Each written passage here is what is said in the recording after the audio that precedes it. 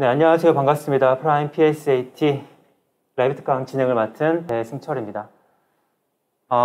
오늘 프라임 법학원에서 제가 처음으로 이렇게 진행하게 됐는데 이 강의는 온라인과 오프라인 동시 진행되고 있죠. 오늘 더 많은 분들이 오프라인으로 함께 했으면 더 좋았을 텐데 아무래도 거리두기 4단계 실시로 인해서 소수 인원만 같이 하게 됐네요. 그래도 다행히 온라인으로도 지금 송출되고 있어서 더 많은 분들과 함께 할 수 있는 건 다행이라고 생각을 합니다.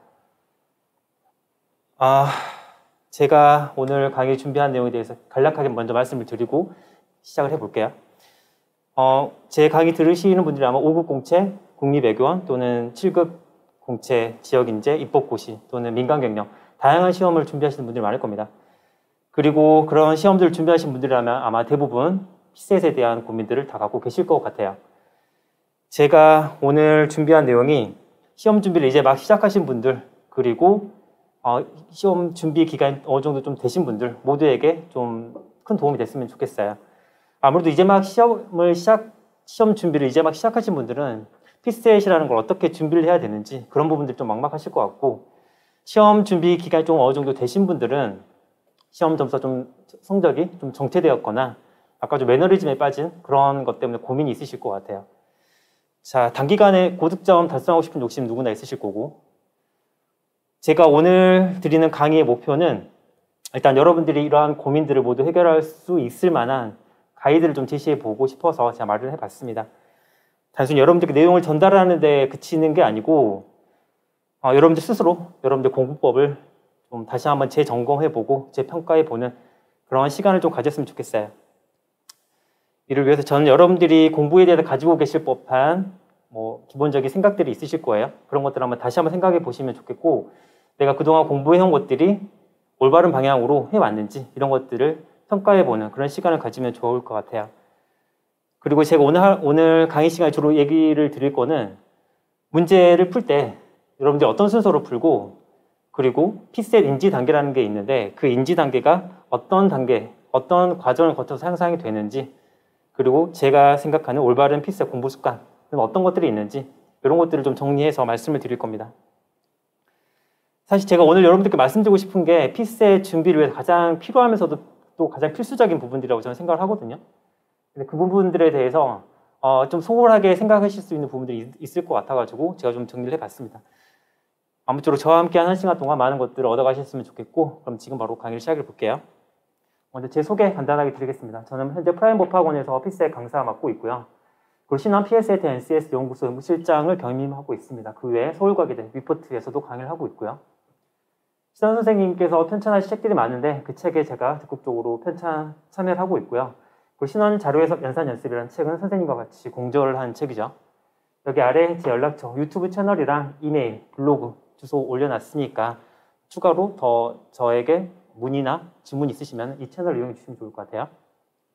자, 강의 목차를 보시면 제가 오늘 여러분들께 다루고 싶은 내용이 크게 5가지예요. 크게 5가지고 마지막에는 Q&A니까 첫 번째로는 제가 지금 프라임 법학원에 진행하고 있는 PSAT 온라인 스터디 관리반에 대해서 간략하게 소개를 드릴 거고 관리반 지금 수업 듣고 계신 분들 지금 와 계시죠? 그리고 PSAT 문제 해결 과정에 대해서 여러분들께 말씀을 드릴 겁니다. 그 다음에는 PSAT 정복 단계별 특징 및 공부법이라고 해서 제가 이름 붙인 거예요. PSAT 정복 단계라는 거는 제가 이름을 붙인 건데 그게 어떤 의미일지 이따가 제가 자세하게 말씀을 드리도록 하겠습니다. 그 다음에 PSAT 맞춤형 스텝 공부법이라고 제가 여러분들께 제안해 드리는 공부법이 있어요. 그게 4가지 키워드로 이루어진 공부법인데 그 내용을 다룰 거고 그리고 나서 PSAT 예시 문제를 가져왔습니다. 제가 언어 논리 자료에서 상황 판단 한 문제씩 가져왔거든요. 근데 시간 관계상 다 못 다룰 수도 있어요. 한 문제 정도가 다룰 수도 있으니까 그 점은 양해 바라고 대신에 그 문제에 대한 풀이는 해설을 이제 손필기로 다 제공해 드리니까 그 내용 참고해 주시면 되겠습니다. 마지막으로 여러분들과 같이 PSAT 공부법 Q&A 시간을 가질 텐데 혹시 중간에라도 질문사항이 있으시면 언제든지 올려주세요. 유튜브 채팅창에. 그러면 제가 확인하는 대로 답변을 정리해서 드리도록 하겠습니다. 자, 그러면 여기 PSAT 온라인 스터디 관리반이 어떤 수업인지 먼저 간략하게 소개를 드리고 시작을 해볼게요. 자, 이 PSAT 온라인 스터디 관리반 어떤 수업이냐?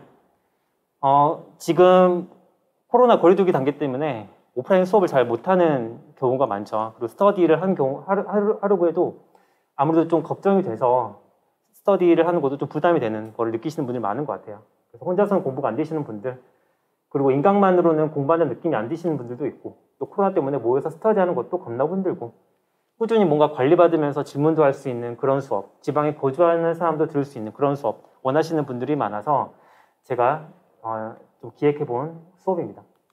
자, 이 수업은 총 4주 동안 진행이 돼요. 4주 동안 평일, 월, 화, 수, 목, 금 해서 총 20일 동안 커리큘럼으로 이루어지는데 어떤 식으로 되냐면 20일 동안 여러분들이 매일매일 10문제씩 풀을 거예요. 매일매일 10문제씩 푸시고 문제에 대해서 리뷰도 하시고 필요하면 강의도 듣고 그리고 나서 본인이 푼 문제들에 대해서 인증하는 시간을 가져요. 인증은 어떻게 하느냐?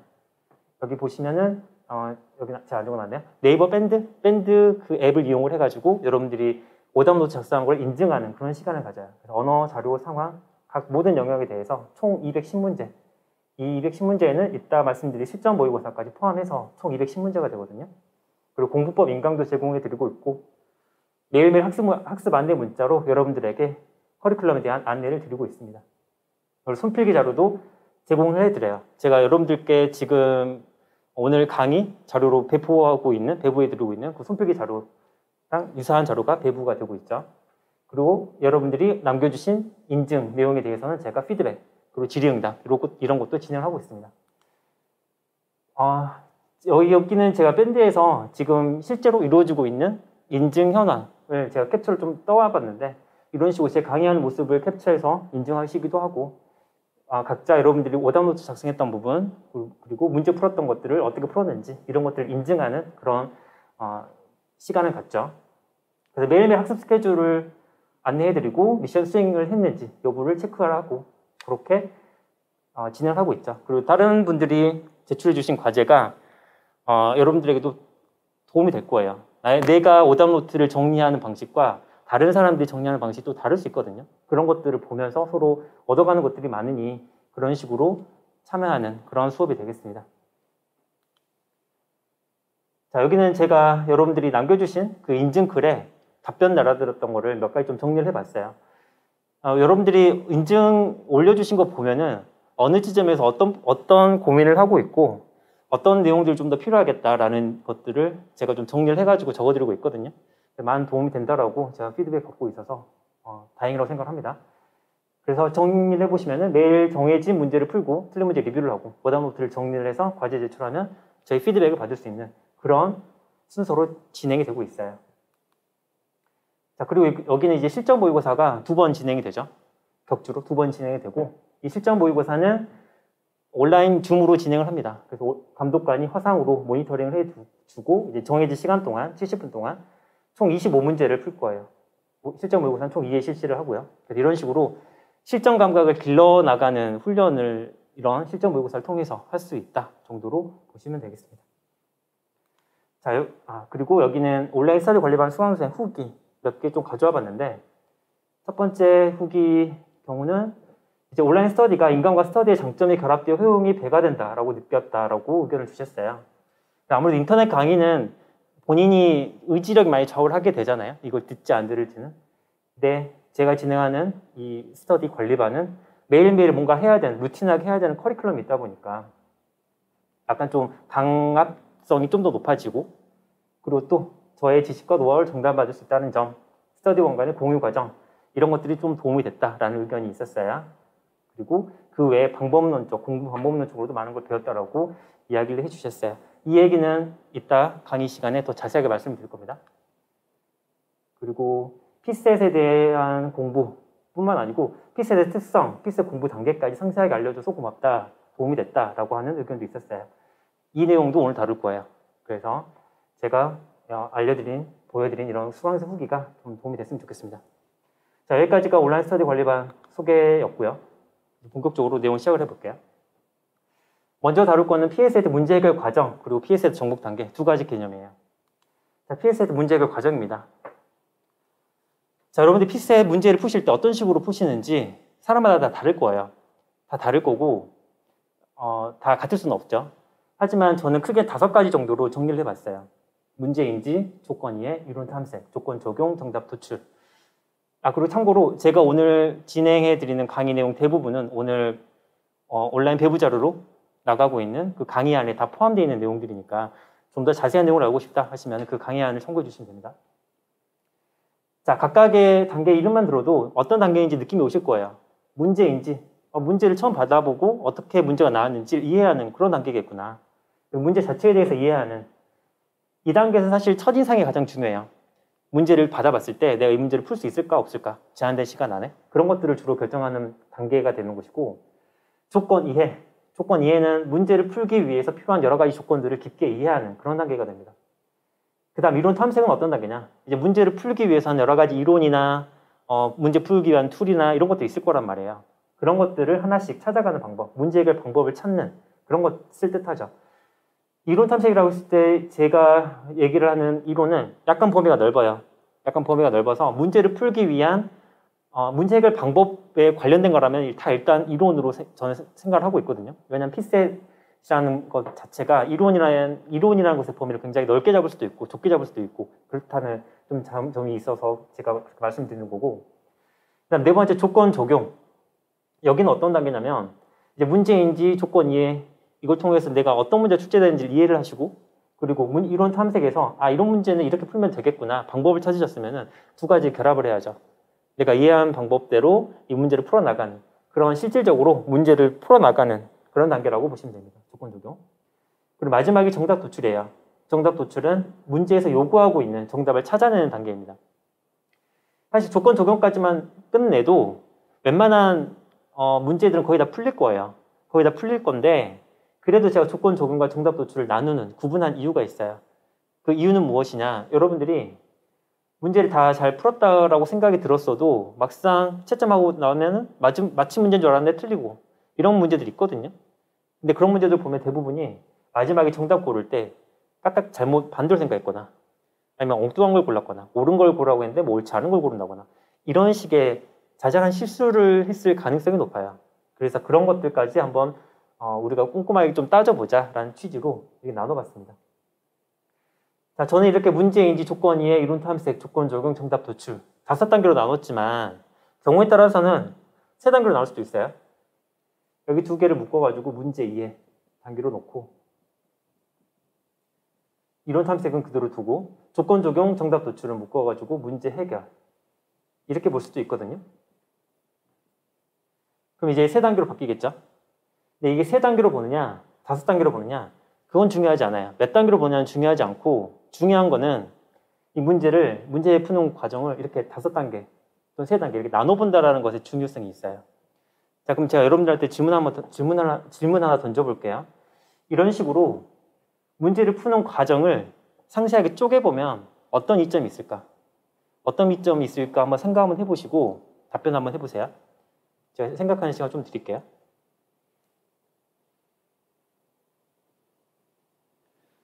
자, 온라인으로 듣고 계신 분들도 한번 잘 생각해 보시기 바랍니다. 채팅으로 올려주시면 제가 확인하고 코멘트를 좀 드릴게요.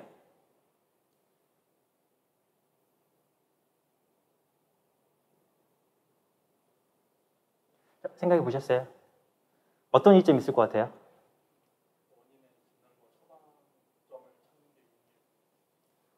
원인과 처방점을 찾는데 용이할 것 같다. 그쵸? 여기 나와 있는 문제 해결 과정이라는 거는 사실 내가 문제를 접하는 순간부터 문제를 푸는 방법을 찾고 실질적으로 해결하고 정답까지 찾아나가는 그 일련의 과정을 순서대로 한번 풀어본 거거든요. 이렇게 풀어보는 것만으로도 말씀하셨던 것처럼 문제점의 원인 찾기가 용이하죠. 왜냐하면은 각 단계별로 내가 지금 어떤 식으로 생각을 하고 있는지 제가 이따가 말씀드릴 메타인지와 관련되는 부분이긴 하거든요. 그 원인을 찾아야 여러분들이 그 처방책도 찾을 수가 있다라고 보시면 됩니다. 여기 채팅창에 보니까 약점을 파악할 수 있을 것 같다라고 하신 분도 있어요. 맞아요. 각 단계별로 여러분들이 보이고 있는 약점이 다를 수 있어요. 어떤 분들은 문제 이해 파트에서 좀 약하신 분들이 있고, 또 어떤 분들은 이론 준비가 덜 되어 있는 분들이 있을 수 있고, 또 어떤 분들은 문제 해결이 실질적으로 문제를 풀어나가는 단계가 아직 미숙한 부분들이 있을 거란 말이에요. 그럼 각각에 대해서 문제점의 원인이 다르기 때문에 해결책도 다를 수밖에 없어요. 그래서 문제가 안 풀린다고 생각했을 때 이런 과정을 다 무시하지 마시고 뭉뚱그려 보지 마시고 쪼개서 보세요. 쪼개서 보셔야 내가 지금 어느 단계에 문제가 있는지를 파악할 수 있고 그에 대한 해결책을 찾을 수 있다는 겁니다. 어떤 과정에서 자신이 부족한지 알 수 있을 것 같다, 알 수 있을 것 같다라는 코멘트도 비슷한 의견인 것 같아요. 자, 그런 식으로 문제 해결 과정은 접근해 볼 수가 있겠고, 그 다음 PS의 정복 단계. 자, 여기는 제가 좀 전에 잠깐 언급해 드렸던 메타인지와 관련된 개념을 제가 공부법에 끌어온 거예요. 그럼 메타인지라고 들어보셨는지 모르겠는데, 이 메타인지 앞에 붙은 이 메타, 접두사 메타가 무엇에 관하여 또는 무엇을 초월하여 그런 의미래요. 그래서 메타인지라고 한다면 인지에 관한 인지, 생각에 관한 생각, 내가 하고 있는 생각에 관해서 그 생각의 과정이라던가 근거라던가 단계라던가 이런 것들을 쪼개서 생각해 볼 수 있는 그런 능력을 뜻해요. 이 메타인지라는 게 우리 공부법에서는 굉장히 크게 작용합니다. 공부를 잘한다는 사람 대부분은 이런 메타인지가 잘 개발되어 있는 사람들이에요. 뭔가 잘 암기하고 문제 잘 풀고 그런 것만이 공부를 잘한다는 척도가 되는 게 아니고 이 메타인지가 얼마만큼 잘 개발되어 있느냐 이게 굉장히 중요한 요소가 된다는 거예요. 그게 왜 어떻게 적용이 되느냐? 자, 메타인지라는 거는 기본적으로 제가 좀 전에 말씀드렸던 것처럼 내 생각에 관해서 생각을 하는 거예요. 즉 내가 어떤 것을 알고 있다면은 내가 그걸 알고 있다라고 스스로 알고 있을 수도 있고 또 어떤 걸 모르고 있다라면은 내가 그 모르고 있다라는 것을 스스로 알 수도 있지만 내가 모르고 있다는 사실조차도 모를 수도 있어요. 그래서 이 메타인지를 나누는 기준이 크게 두 가지가 있거든요. 객관적 기준이 있고 주관적 기준이 있습니다. 각각에 대해서 안다, 모른다 나누면은 총 4단계가 가능하거든요. 자, 여기 그림에서 가로축에 있는 알고 있다, 모르고 있다. 여기는 객관적 기준을 뜻해요. 세로축에 있는 모른다, 안다. 여기는 주관적 기준입니다. 자, 그렇게 하면은 총 4단계가 나오거든요. 제가 이름을 붙였어요. 모모 단계, 모아 단계, 아아 단계, 아모 단계. 4가지 단계가 어떤 식으로, 어떤 의미가 있고, 어떤 식으로 진행되고 있는지 그 얘기를 할 겁니다. 일반적으로 인지 수준은 이렇게 향상된다라고 알려져 있어요. 하나씩 볼게요. 자, 아래부터 가겠습니다. 모모 단계. 자, 모모 단계는 우리 피셋 정복 단계의 가장 낮은 단계에 해당하는데 이 단계는 어떤 단계냐면은 문제 내용을 거의 몰라요. 객관적으로 잘 몰라요. 근데 그 내용을 모른다라는 것 자체를 스스로 잘 인지를 못하고 있는 상태예요. 자, 좀 전에 객관적, 주관적 기준 나눴는데 객관적 기준은 어떻게 보시면 되냐면 그냥 결과로 보시면 돼요. 문제를 풀어서 맞췄으면은 이 사람 알고 있구나. 문제를 풀어서 틀렸다면 이 사람은 모르고 있구나라고 객관적으로 판단할 수 있는 그런 걸 뜻하는 것이고 주관적 기준은 다른 사람이 대신 판단할 수가 없어요. 왜냐, 그 사람의 생각을 읽을 수가 없으니까 그 사람이 스스로 내가 알고 있다라고 생각하고 있다는 거랑 모르고 있다고 생각하는 그렇게 나눌 수밖에 없는 그런 게 주관적 기준입니다. 이 모모 단계는 문제를 풀면 많이 틀릴 수밖에 없어요. 문제 잘 모르니까. 근데 본인이 뭘 모르는지 잘 몰라요. 이제 막 피셋 공부 시작하시는 분들이 이 모모 단계의 확률이 굉장히 높아요. 피셋 시험이라는 게 어떤 시험이고 어떤 특성이 있고 어떤 문제 유형이 출제되는지 잘 모를 수 있다는 겁니다. 그렇다 보니까 문제를 틀리시더라도 틀린 문제, 왜 틀렸는지 원인을 파악하거나 질문하는 걸 어려워하세요. 질문한 내용 들어보면 질문 내용이 굉장히 막연하고 추상적이에요. 이 문제 어떻게 풀어요? 기억이 왜 답이 아니에요? 뭐 이런 정도의 수준의 질문밖에 못하는 그게 모모 단계라고 보시면 돼요. 모아 단계는 어떤 단계냐면 객관적으로 모르고 있는 건 비슷한데 모모 단계랑 모모 단계와 차이점은 뭐냐? 모아 단계는 내가 이제 뭔가를 모르고 있구나. 내가 이걸 모르고 있네. 내가 모르고 있는 내용들에 대해서 서서히 알아가는 그런 단계예요. 이 단계는 이제 문제 내용을 약간 모르는 그런 상태로 보시면 되고 모모 단계에 비해서 틀린 문제의 원인을 파악하는 게 이제 조금 더 수월해집니다. 그리고 질문하는 것도 좀 더 구체적으로 질문이 들어갈 수 있어요.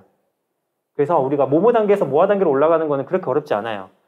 여러분들 문제를 많이 푸시고 강의를 들으시고 시험을 보시고 하시다 보면 모르는 것들 나올 거거든요. 그리고 그런 것들 접하다 보면 내가 이런 것들 모르고 있었구나. 이런 것들 더 해야 되겠네. 그런 식으로 서서히 모모 단계에서 모아 단계로 올라갈 수는 있어요. 자, 관건은 이제 아아 단계인데 아아 단계의 경우는 이제 이전 단계랑 비교했을 때 알아가는 것들이 더 많아지는 단계에 해당합니다. 그리고 아하 단계는 내가 뭔가를 알고 있다는 것을 스스로 주관적으로도 알고 있는 그런 단계예요. 문제 내용을 대부분 알기 때문에 아하 단계까지만 와도 여러분들 거의 합격권에는 이른다고 보시면 됩니다. 이 단계에서 이제 틀린 문제 원인뿐만 아니라 해결책까지도 제시할 수가 있어요. 본인의 문제점 파악을 해서 이거를 극복하기 위한 방법들 제시할 수 있다는 겁니다. 자, 근데 제가 아까 모모 단계에서 모아 단계는 뭐 그렇게 어렵지 않게 올라갈 수 있다고 말씀드렸는데 모아 단계에서 아하 단계에 올라가는 거? 이건 쉽지가 않아요. 이건 쉽지가 않은 게 여러분들이 내가 이걸 뭔가를 안다라는 거를 스스로 어떻게 알 수가 있을까? 어떻게 증명할, 이건 일종의 증명이 필요하거든요. 내가 이거를 제대로 알고 있다라는 거를 내 스스로 알려면 다른 사람들에게 증명할 수가 있어야 돼요. 그걸 증명하지 못하잖아요. 그럼 아하 단계까지는 이르기 힘들어요. 이걸 어떻게 해야 될까? 제가 이따 오늘 계속 강조를 말씀드릴 텐데 그 방법 하나밖에 없어요. 설명할 수 있느냐요. 문제든 개념이든 뭐 풀이법이든 그걸 나만의 언어로 나의 언어로 풀어서 설명할 수 있느냐. 이게 가장 중요합니다. 그게 된다면은 아하 단계에 오른 것이고 그게 안 된다면 아하 단계에 못 미친 거예요. 그걸 항상 염두에 두세요. 암호 단계는 이제 어떤 단계냐면 아하 단계보다 이제 한 단계 더 올라가는 케이스인데 뭔가 잘 알아요. 문제도 잘 풀고 문제는 거의 완벽히 안다라고 봐도 돼요. 근데 이 암호 단계의 특징은 뭐냐면 본인이 그렇게 잘하고 잘 안다라는 거를 서서히 이제 모르게끔 되는 그런 단계까지 이르게 돼요. 이건 거의 달인처럼 생각해 보시면 돼요. 우리가 뭔가 하나에 굉장히 능수능란한 사람을 달인이라고 하는데 그 달인이라고 불리는 사람들이 본인이 갖고 있는 그런 기술 같은 것들 그런 거를 다른 사람에게 쉽게 전수할 수 있을까? 잘 안 될 거거든요, 이게. 그 수십 년간 쌓아온 그 스킬을 말로 다른 사람에게 전달할 수 있으면 좋겠지만 그게 잘 안 돼요. 몸에 익은 게 강하기 때문에. 그리고 사람이 뭔가 많이 알아가면 알아갈수록 자신이 처음에 거기에 입문했을 때 어떤 느낌이었는지, 어떤 걸 어려워했고, 어떤 걸 몰랐는지 까먹게 돼요. 그래서 이 암호 단계에서는 문제 내용을 굉장히 잘 알면서도, 그리고 제일 잘 풀면서도 그거를 다른 사람에게 설명하는 걸 굉장히 어려워합니다. 그런 특징이 있어요. 자, 제가 이 4단계 특징을 알려드렸는데 여러분들이라면 그러면 이 4단계 중에 어떤 단계가 우리 피셋 공부, 피셋 시험 정복하는 데 어떤 단계가 가장 바람직한 것처럼 보이시나요? 이것도 제가 질문 던지는 거예요. 한번 생각 한번 해보세요. 어떤 단계가 가장 바람직해 보이시는가요?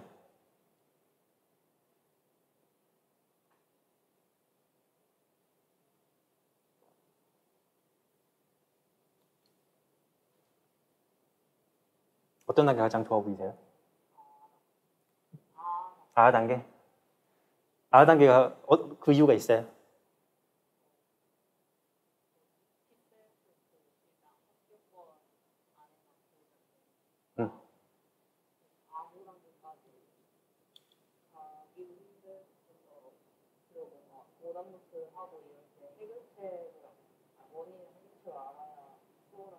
응.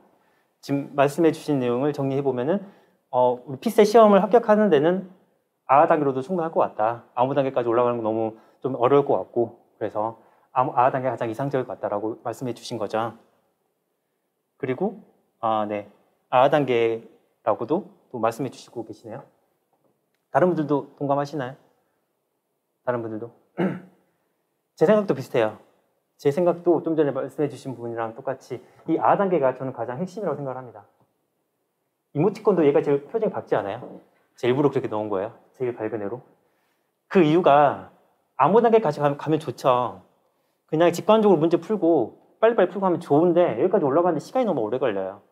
여러분들이 피스에 뭐 4년, 5년 붙잡고 뭐 할 것도 아니고 뭐 저처럼 이렇게 뭐 강의할 거라면은 또 모르겠는데 그게 아니라면은 암호 단계까지 가면 너무 과해요. 너무 과하고 아하 단계면 충분합니다. 아하 단계까지 이르면 돼요. 아하 단계까지만 가면 여러분들 합격권을 충분히 이룰 수 있어요. 그 방법에 대해서 제가 말씀을 드릴 거예요. 자, 제가 각 단계별로 특징을 정리해 드렸는데 그러면 각 단계별로 어떤 공부법이 좋을까? 제가 추천한 공부법 또 한번 볼게요. 자, 여기서도 마찬가지로 모모 단계부터 가보겠습니다. 자, 모모 단계. 모모 단계는 이제 막 피셋에 입문하신 분들이 많다고 제가 말씀을 드렸죠. 이분들은 다른 거 하지 마시고 그냥 피셋 시험이라는 게 대체 어떤 시험인지 충분하게 이해하는 시간을 가졌으면 좋겠어요. 사실 어떤 시험이든 그 분야를 막론하고 어떤 시험이든 처음에 진입할 때 굉장히 많은 정보들이 많거든요. 인터넷 뒤져보고 주변 지인들 얘기 들어보고 하면 굉장히 많은 정보들이 많아요. 많은데 그 정보들이 과연 다 믿을 만한 정보인지를 가려서 들을 필요가 있는데 이제 막 진입하신 분들은 그게 잘 안 될 거란 말이에요. 어떤 게 중요한 정보고 어떤 게 진짜인 건지 분간이 안 될 수 있어요. 그래서 그럼에도 불구하고 처음 진입하신 분들은 어떤 수업을 듣는 게 좋은지, 어떤 커리큘럼이 좋은지, 또는 어떤 공부 계획, 시간을 짜서 해야 좋은지 궁금한 게 많죠. 궁금한 게 많은데 그것에 대해서 해답을 명쾌하게 드릴 수 있는 사람은 전 없다고 봐요. 전 없다고 보고 드릴 수 있는데 그걸 드리려면은 좀 더 그 질문하신 분의 세세한 정보가 필요합니다. 그동안의 공부는 어떻게 해왔고 평상시 공부 습관이라던가 성향이라던가 목표하는 점수대 언제까지 합격하고 싶은지 그런 것들에 대한 정보가 나와야 그걸 정리를 해서 그에 맞는 커리큘럼을 제안해 드릴 수 있는 거지 모든 사람에게 딱 맞는 그런 공부 계획, 습관 이런 거 없어요. 이런 건 없으니까 이제 막 진입하신 분들은 주변에 많은 정보에 현혹되지 마시고 그냥 가장 단순하게 심플하게 이 피셋 시험에 대한 시험 자체에 대한 이해부터 해보세요. 피셋이 총 3과목이 이루어져 있죠. 언어, 논리, 자료 해석, 상황 판단. 이 3과목이 각각 어떤 과목별로 어떤 특성이 있고 어떤 문제들이 주로 나오고 최근 주로 나오는 문제 유형이라던가 난이도라던가 이런 건 어떻게 되는지 그런 것들을 중점적으로 보시는 게 좋아요. 그리고 피셋이라는 거는 적성시험이다 보니까 지식의 양이 아니라 응용력을 묻습니다. 문제 이해 능력, 문제 해결 능력 이런 것들을 물어요. 크게 우리가 시험 종류를 자격증 시험이랑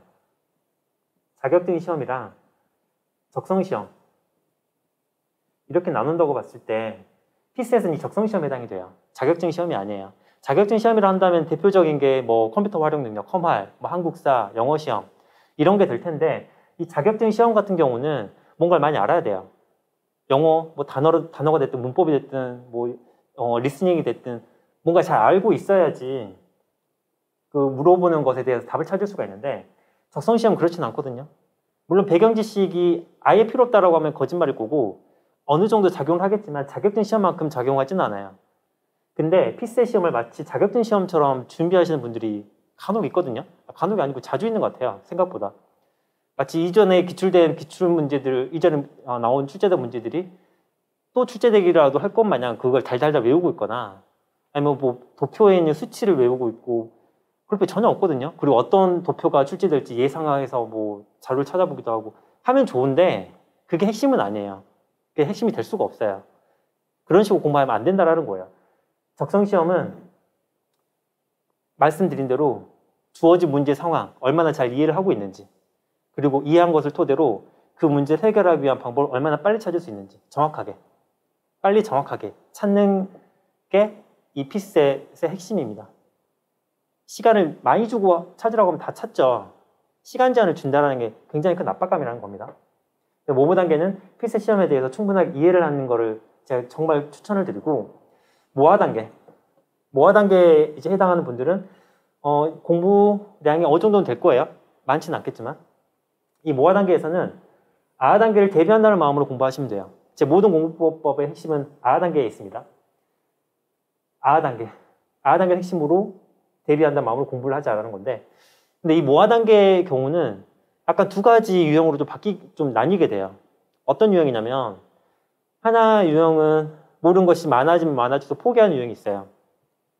그럴 수 있는 게 내가 공부를 많이 했다고 생각이 드는데도 다시 보면 모르겠고 문제 풀면 틀리고 이렇게 해서 좀 좌절하고 포기하는 유형이 있고 또 하나는 동기 강화되는 분들이 또 있어요. 이거 내가 아는 줄 알았는데 모르고 있었구나. 더 열심히 해야 되겠네. 더 챙겨봐야 되겠네. 그런 식으로 접근하시는 분들이 있죠. 어떤 게 더 바람직한 유형일지는 제가 굳이 얘기 안 해도 여러분들이 아실 겁니다. 포기하면 그걸로 끝이죠. 포기하면 편하고. 포기하지만 않으시면 언젠간 할 수 있어요. 언젠간 할 수 있으니까 모르는 거에 많다고 포기하지 마시고 나도 아하 단계로 올라갈 수 있다. 이런 마인드로 공부를 해보세요. 자, 그리고 아하 단계에서 공부법은 딱 하나예요. 설명할 수 있는 요거. 이거는 피셋뿐만 아니에요.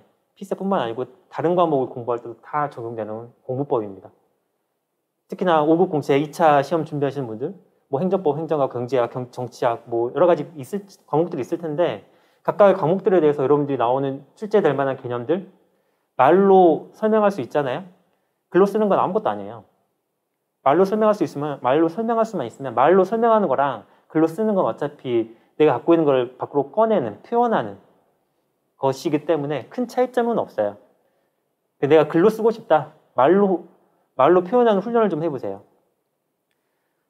저도 여러분들처럼 이제 5급 공채 저도 한 6년 정도 공부를 했었는데 제가 공부를 할 때에는 저는 이런 종류의 스터디를 꾸려서 하기도 했어요. 제가 이름 붙인 게 대화 스터디라고 해가지고 대화 스터디라 해서 어떤 거냐면은 길지도 않아요. 한 10분에서 20분 정도? 점심 먹고 짤막하게 진행하는 건데 이제 각자 주요 논점 같은 것들을 미리 정리를 해와가지고 그거를 다른 사람에게 말로 설명해 보는 거예요.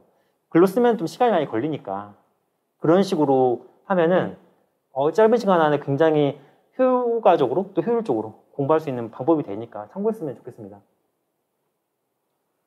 자, 그래서 이 아하 단계에서는 다른 사람에게 뭔가를 많이 설명해보는 그런 게 굉장히 좋은 공부법이고 그럼 어떤 것들을 설명할 수 있을까? 문제 푸는 방법, 문제에 접근하는 방법 그 외에 이따 여러 가지 개념들 그런 것들을 다 설명할 수 있어요. 그런 식으로 해주시면 되고 그 다음 암호 단계까지 이르신 분들은 사실 제가 특별히 이렇게 해라 저렇게 해라 가이드해드릴 만한 부분은 그렇게 많진 않아요.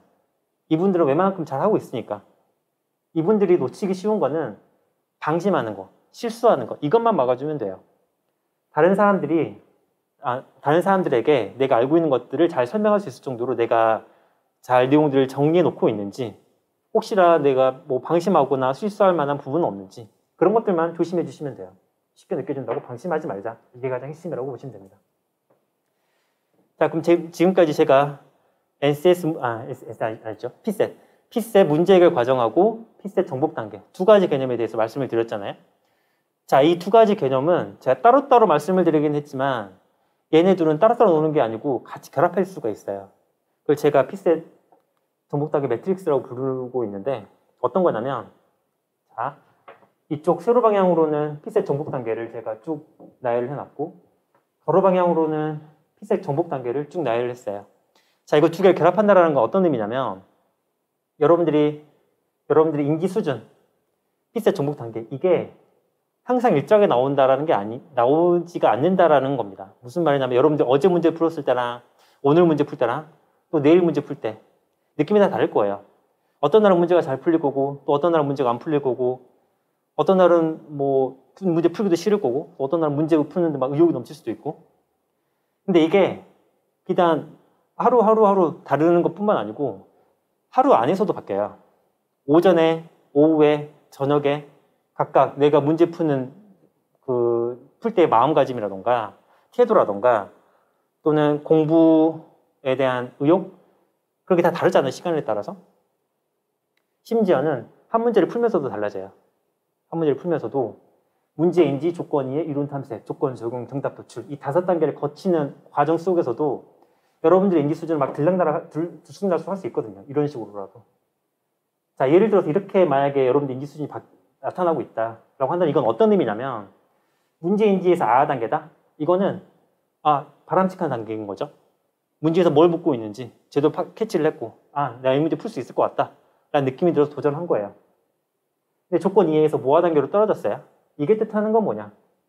모아 단계는 내가 뭔가를 모르고 있다는 것을 알고 있는 그런 단계거든요. 조건 이해, 문제에 제시된 여러 가지 조건들, 자료들이 있을 거예요.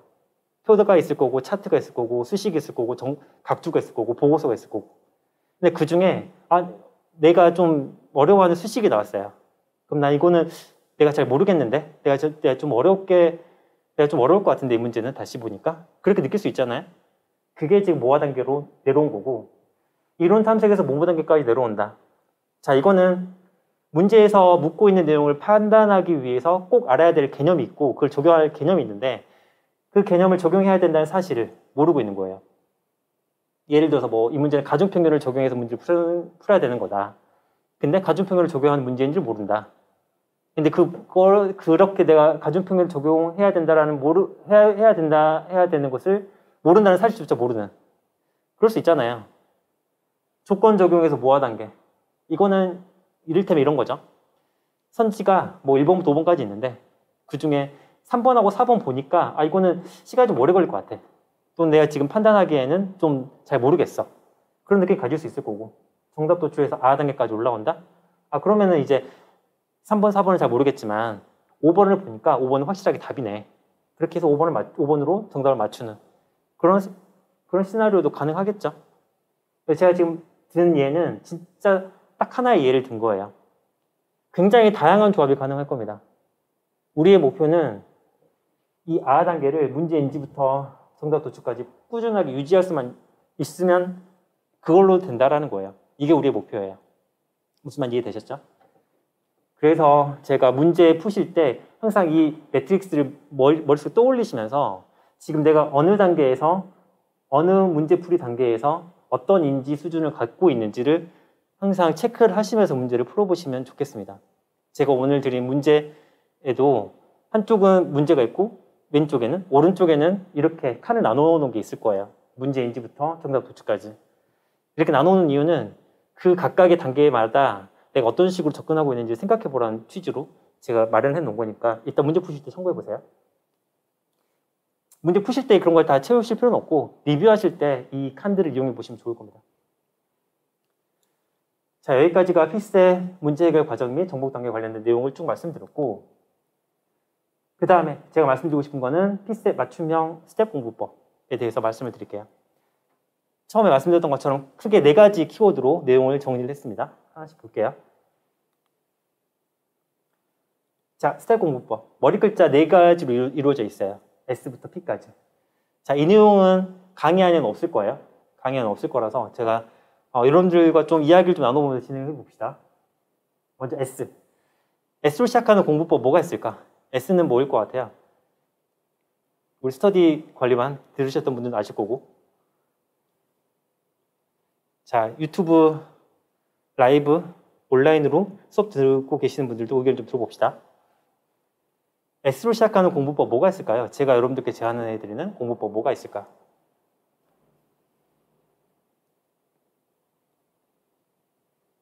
혹시 생각나는 거 있으세요? 없어요? 제가 S로 어떤 이야기를 할 것 같아요?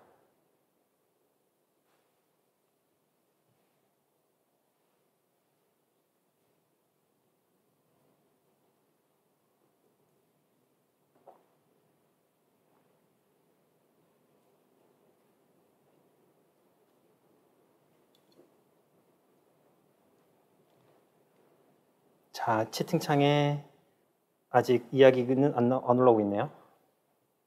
좀만 더 기다려봅시다.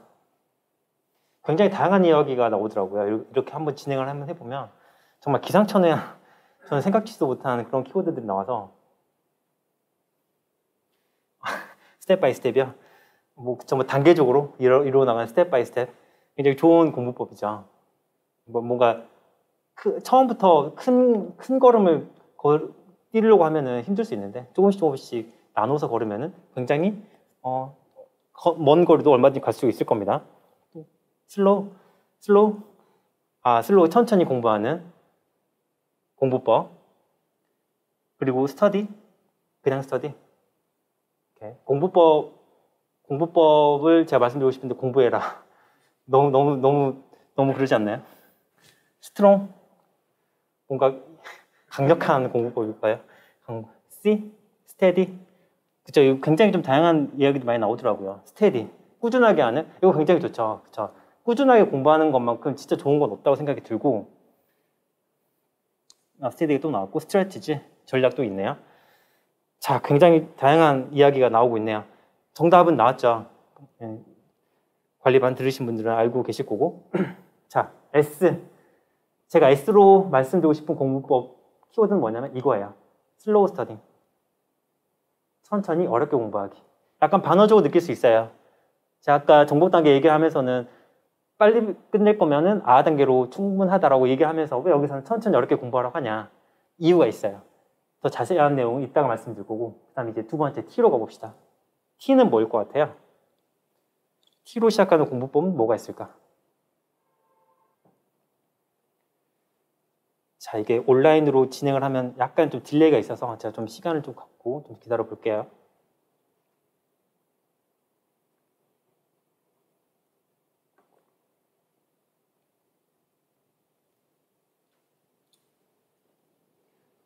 아까 S로 서머리 얘기를 하신 분도 있네요.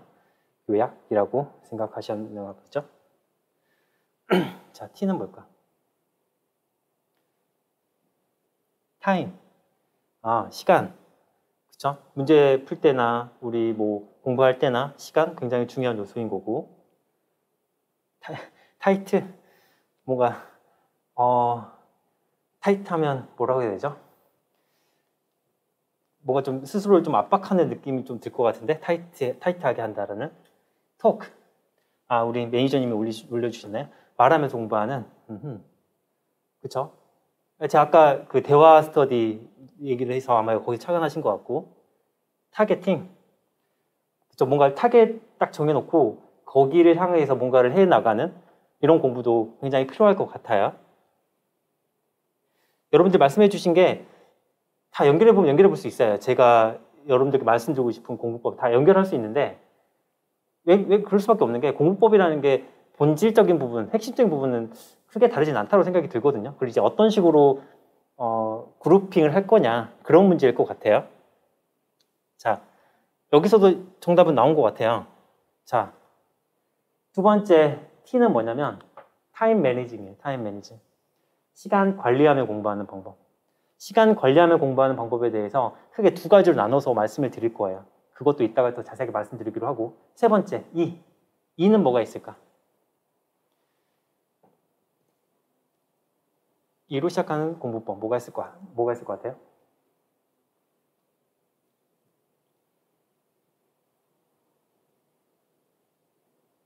제 수업 들으셨던 분들은 다 알고 계시죠? 기억나시죠?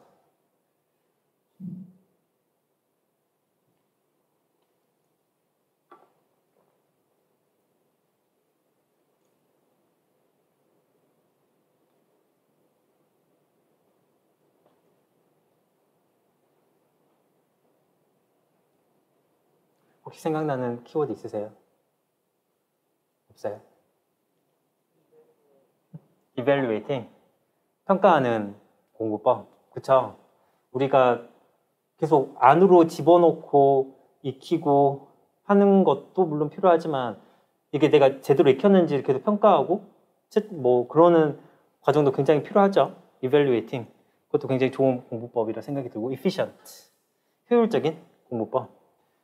누구나 다 원할 겁니다. 시간 낭비를 좀 줄이면서 시간 대비, 투입하는 시간 대비 성과는 높은 그런 효율적인 공부법 다들 바라실 텐데 그 부분은 이것과 관련된 건 제가 이따가 바로 말씀을 드릴게요. enjoy. 그쵸?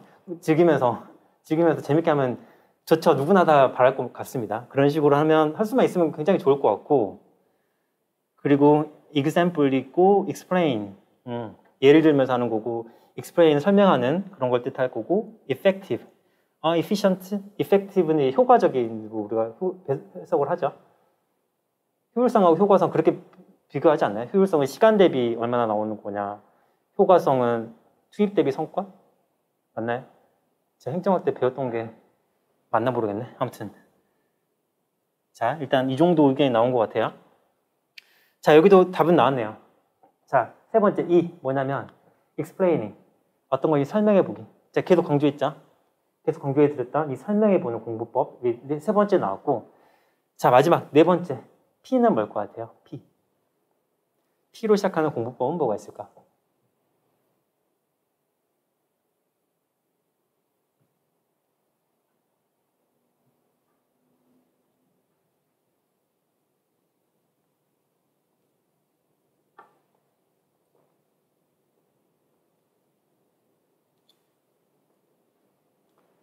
P로 시작하는 공부법도 뭐 많이 있을 것 같아요. 여기서 제가 굉장히 좀 기상천외했던 걸 많이 들었던 것 같은데 처음에 말씀해 주신 게 practice네요.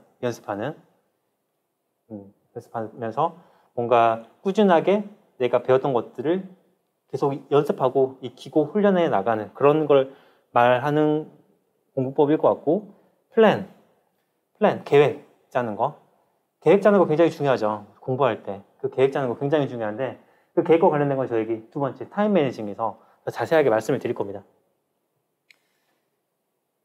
또 있을까요?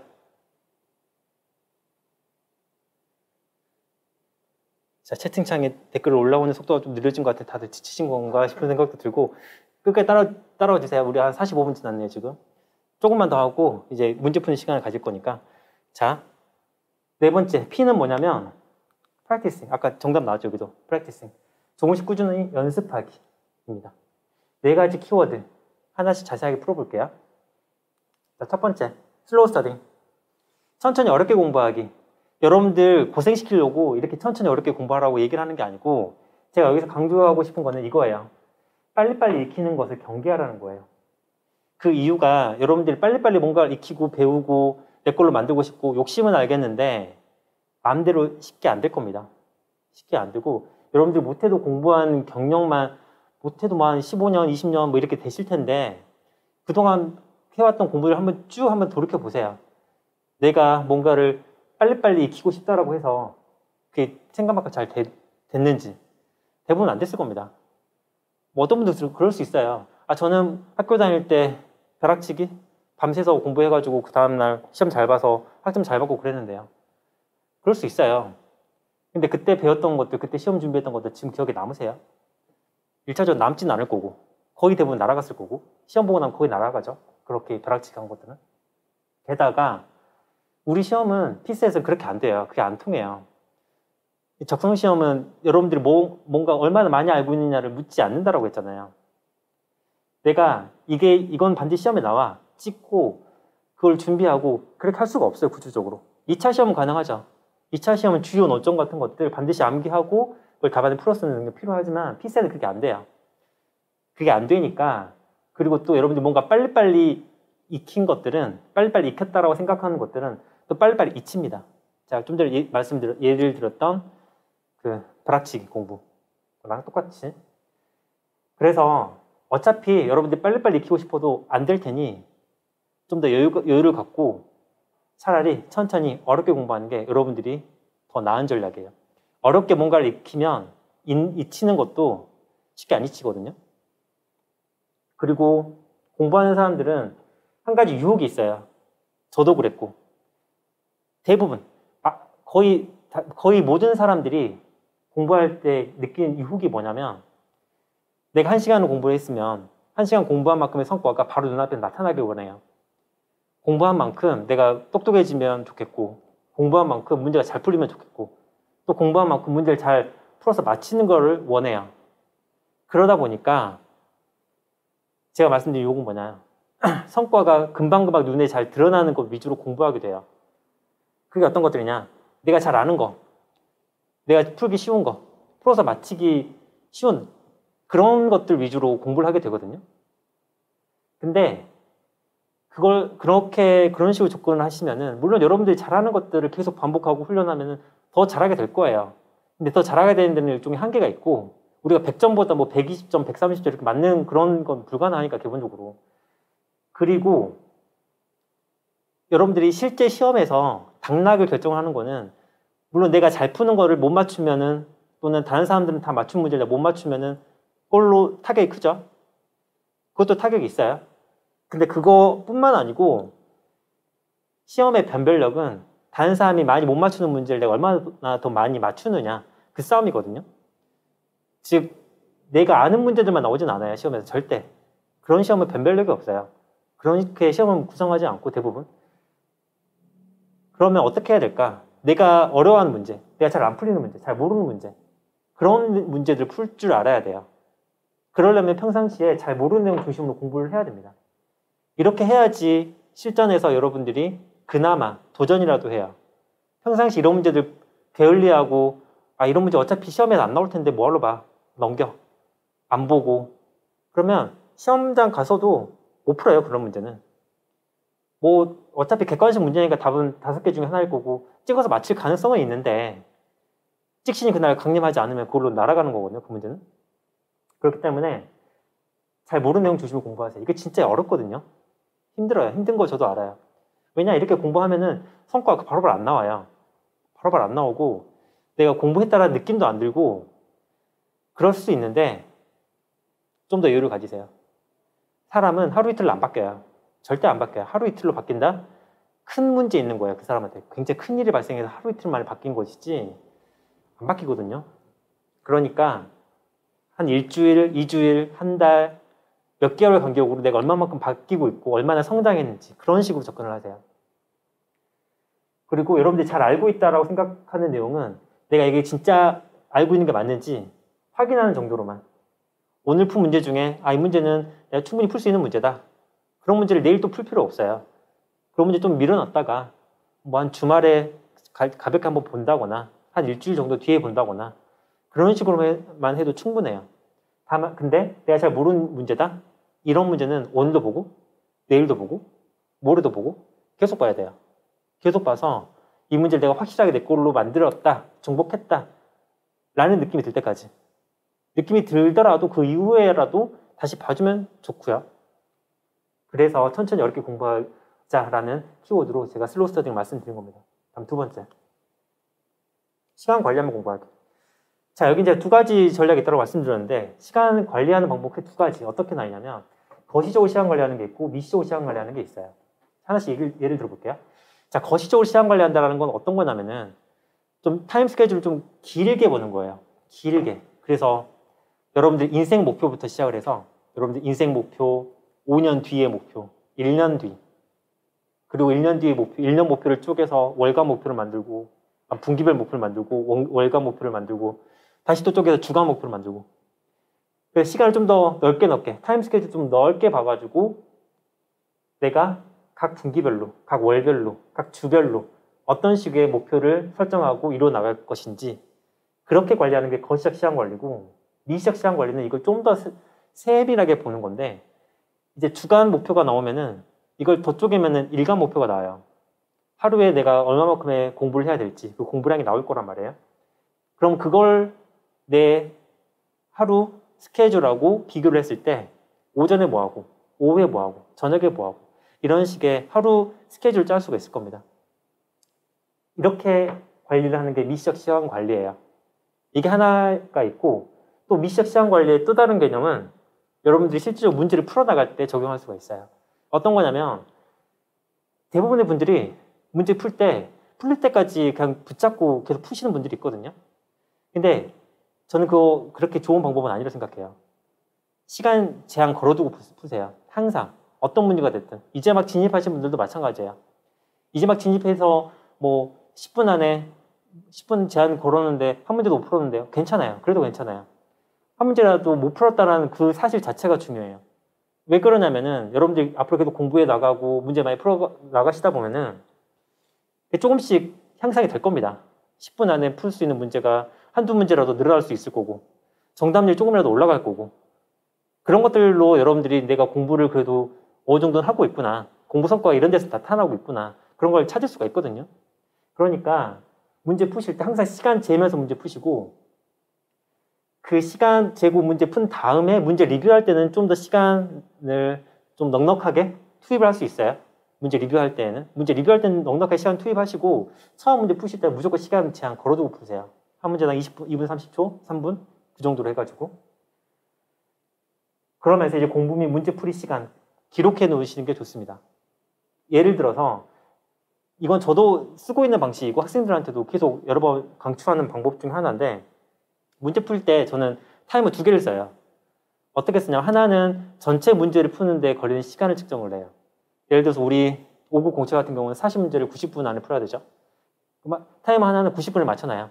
뭐 카운트 다운을 해도 되고 카운트 업을 해도 되고 그래서 이 카운트 하나, 그 타이머 하나는 전체 시간을 재는 용도로 쓰고 또 하나의 타이머는 제가 매 문제 풀 때마다 걸리는 시간을 기록하는 용도로 써요. 문제 풀기 시작할 때 스타트 버튼 누르고 문제 열심히 푼 다음에 다 풀었다 싶으면 스탑 버튼 눌러서 나온 시간이 있죠. 시간을 문제에다 기록해 놓고 리셋 버튼 누른 다음에 그 다음 문제 풀 때 스타트 버튼 누르고 이거 반복. 그렇게 하면은 여러분들이 각 문제마다 내가 얼마만큼의 시간을 썼는지를 기록할 수가 있어요. 기록해 놔야 돼요. 이거 기록하지 않고 기록하지 않아도 전 다 기억할 수 있는데요. 기억 못 하실 거예요. 문제 푸시는 동안에는 기억할 수 있어요. 근데 문제 다 풀고 리뷰하는 과정에서 구체적으로 내가 몇 분 몇 초 걸렸는지 다 암기 못해요. 문제 풀기에도 바쁜데 그걸 언제 다 기억하고 있어요. 기억하기 힘들기 때문에 기록을 해놓으라는 거예요. 별거 아닌 것 같지만 이거 진짜 중요해요. 기록해놔야 내가 이 문제를 푸는데 내가 이 문제 푸는데 2분 30초나 걸렸네. 뭐 3분, 4분 걸렸네. 실전에서 이런 문제는 풀면 안 되겠다. 이런 느낌을 가지셔야 돼요. 그걸 가지고 실전에 들어가셔야 되고 그게 안 된 상태에서 실전 들어가면은 시간 관리 진짜 엉망으로 엉키게 되거든요. 그렇게 되면은 여러분들 말리는 한순간이에요. 실전에서는 누가 봐주지도 않고 항상 실전을 염두에 두시면서 시간 기록하는 훈련을 하시는 게 좋습니다. 그렇게 해야 여러분들 통계가 나와요. 그 통계를 만들어야 내가 어떤 문제를 어떤 식으로 공략을 할지 전략이 나와요. 그걸 세우는 게 가장 중요하다는 겁니다. 두 번째, 타임 매니징, 시간 관리하면 공부하기 이야기 해봤고, 세 번째, explaining, 어떤 것이든 설명해보기. 자, 여기는 제가 계속 여러 번 강조했던 설명하는 공부법에 대해서 좀 더 구체적으로 볼 건데, 자, 설명의 대상 아까 무궁무진하다고 말씀드렸어요. 그 중에 하나, 개념 이해. 개념 이해는 진짜 완벽하게 해줘야 되는데 그 이유가 뭐냐면 여러분들이 제가 문제 해결 과정 5단계 말씀드렸어요. 문제인지, 조건 이해, 이론 탐색, 조건 적용, 정답 도출. 이 5단계 중에서 여러분들이 실전, 시험장 들어가기 직전까지 준비할 수 있는 거는 다른 것도 아니고 문제인지, 조건 이해, 뭐 조건 적용, 정답 도출 이런 거 준비 못해요. 준비 못하고 여러분들이 실질적으로 준비할 수 있는 건 이론 탐색 이거밖에 없어요. 왜냐하면 문제를 이해하고 문제를 해결하는 이 과정은 구체적 문제가 주어져야 돼요. 구체적 문제가 주어져야 내가 이런 문제가 나왔구나. 어떤 문제가 나왔는지 한번 보자. 그리고 문제를 해결하는 방법을 찾았으면 그게 이제 이론 탐색 단계고 그리고 적용하는 거는 이제 문제 해결 단계인 거고. 그래서 개념 이해, 이거는 지금 이론 탐색과 관련되는 부분인데 여러분들이 실제 시험장 들어가기 직전까지 준비해야 될 건 이 부분이에요. 이론 탐색. 그래서 개념 이해를 완벽하게 해야 돼요. 어떤 정도로 완벽하게 해야 되느냐? 남들에게 설명할 수 있을 정도로. 기본서 가지고 공부하신다는 분들 대부분 보면은 공부하는 방법 보면 기본서 책 펼쳐놓고 기본서 책 내용 따라가면서 그냥 책장 넘기면서 공부를 해요. 이런 개념이 있고 이런 개념, 이런 공식이 있고 이렇게 적용하면 되지. 이제 막 진입하신 분들 그렇게 해도 돼요. 뭐 많이 내용을 아직 숙지 못한 상태니까 그렇게 공부해도 되거든요. 근데 그런 식의 공부를 2회독, 3회독, 4회독까지 막 이런 식으로 하는 거는 시간 낭비예요. 그렇게 하면 안 되고 2회독부터는 책을 보는 시간을 최소한으로 조금씩 줄여나가야 돼요. 줄여나가면서 해야 될 거는 책에 나와 있는 키워드들 있죠? 키워드들만 보고 이거를 나만의 언어로 풀어서 설명할 수가 있어야 돼요. 그걸 할 수 있느냐 여부가 여러분들이 내가 이 개념을 제대로 이해했는지 그렇지 않은지 결정하는 키가 돼요. 올해 신원수님 자료에서 기본서 개정하면서 이 부분을 좀 많이 신경 썼거든요. 각 장에 시작할 때 학습 목표, 키워드를 따로 뽑아놨어요. 그 부분을 보시면서 2회독을 하실 때에는 그 부분을 보세요.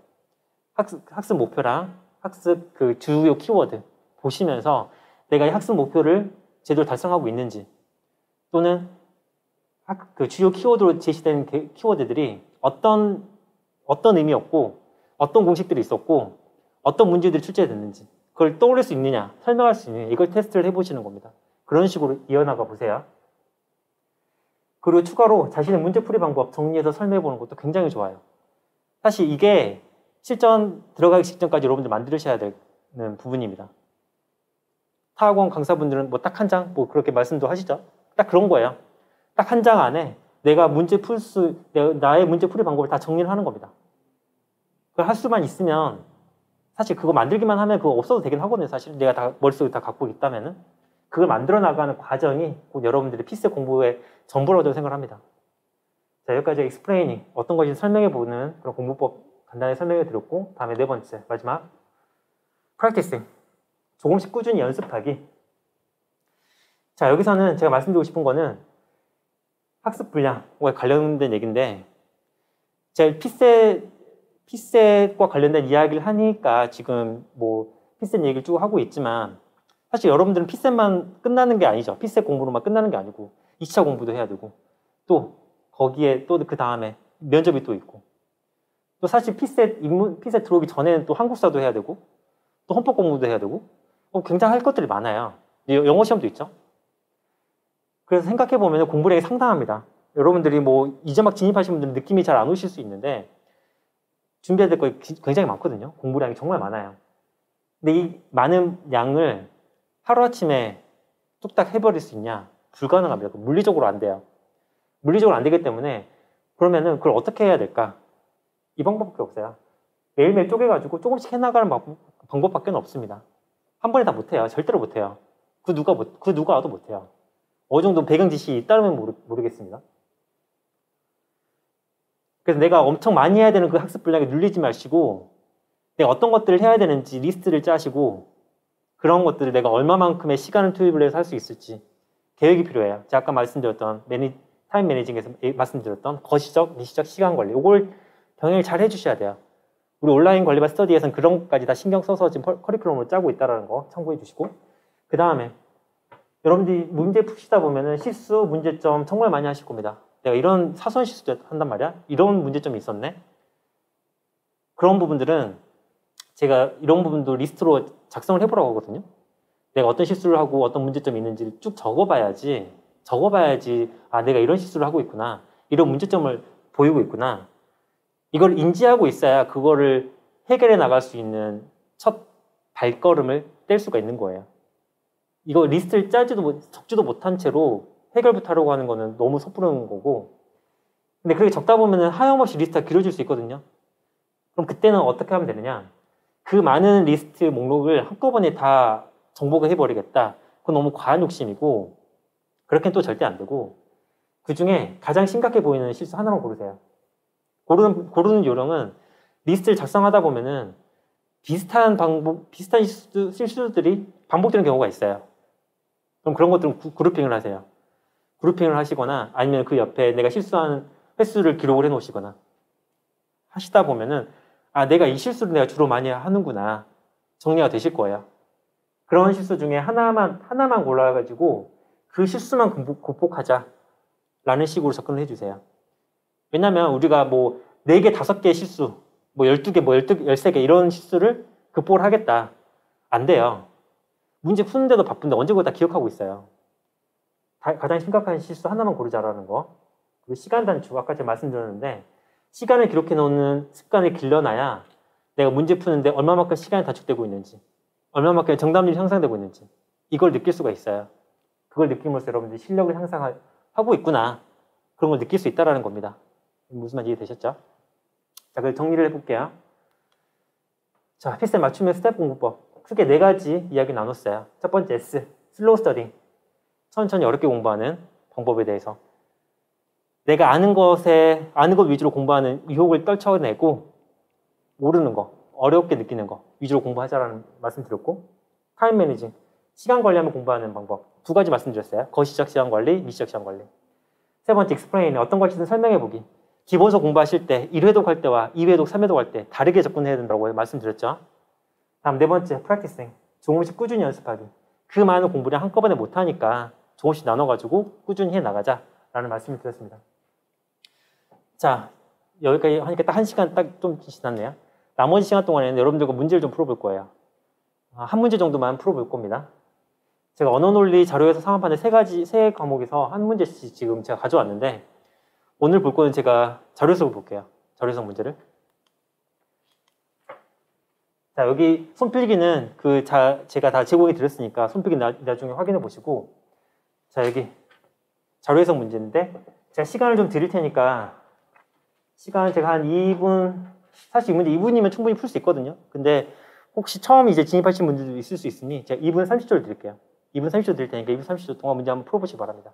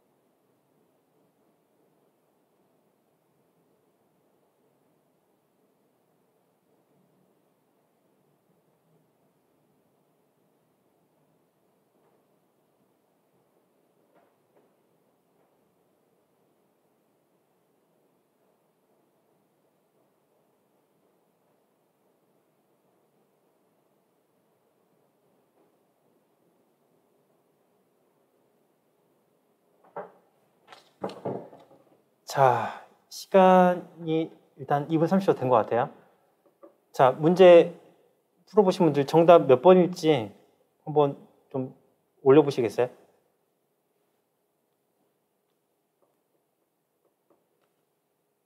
이게 7급 공채, 올해 7급 공채 문제거든요. 물론 손필기 해설도 제공해 드리긴 했는데 여러분들 문제 어떻게 푸셨는지 궁금해가지고 몇 번 나오셨어요? 5번? 5번이라고 하셨고 또? 5번? 다 5번이에요? 자, 그냥 바로 진행할까요? 네, 바로 진행합시다. 여러분들 어떻게 풀었는지 좀 궁금하긴 하는데 자, 제가 여기 손필기를 보여드릴 거예요. 자, 바로 해설은 안 하고 손필기 여러분들이 확인하는 시간 한 1분 정도를 더 드릴 거예요. 손필기 내용 확인하시면서 확인하신 뒤에 제 설명 들어보시기 바랍니다.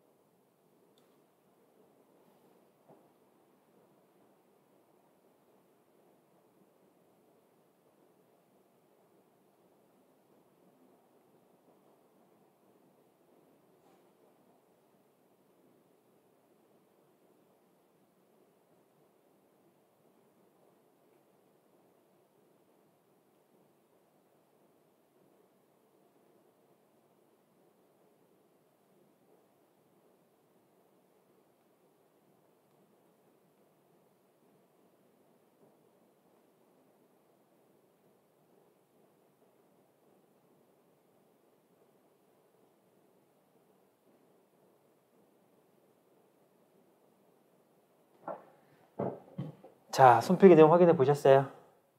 그렇게 어려운 문제는 아니라서 다들 쉽게 잘 푸셨을 것 같은데 같이 봅시다. 자, 7급 공채 자료 해석 나책형 2번 문제입니다. 올해 문제죠. 올해 처음 이제 7급 시험이 치러졌는데 커트라인 70점 약간 넘는 것 같더라고요. 일반 행정 기준으로. 생각보다 낮게 나왔다고 해야 될지 높게 나와야 됐다고 할지 모르겠는데 제 생각보다는 좀 낮게 나온 거긴 하거든요.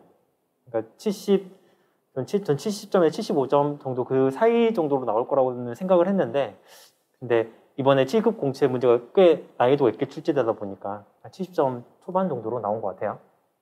자, 아무튼 2번 문제를 보면 다음 표는 아프리카 연합이 주도한 임무단의 평화유지 활동에 관한 자료이다. 이를 바탕으로 작성한 보고서의 설명 중 옳지 않은 것은 그래서 표를 보니까 괄호에 2021년 5월 기준이라고 되어 있네요.